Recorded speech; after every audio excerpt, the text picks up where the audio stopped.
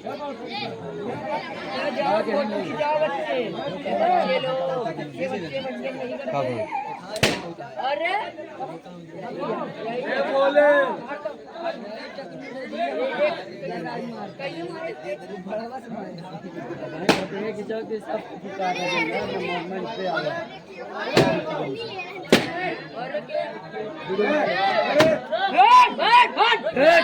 थोड़ी देर रुक जाए, ये गुब्बारा उन्हीं के लिए हम लगाए हैं, खुद के लिए नहीं लगाए हैं। बस ये करने दीजिए, सारा गुब्बारा आपका ही है। जय भीम, जय भीम।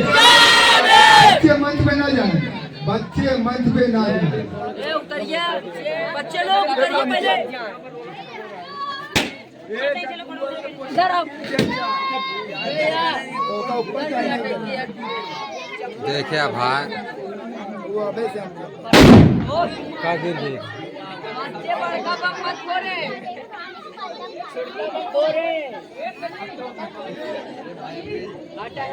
सभी हमारे बात कर रहे हैं। से निवेदन है कि कृपया पास आ जाएं।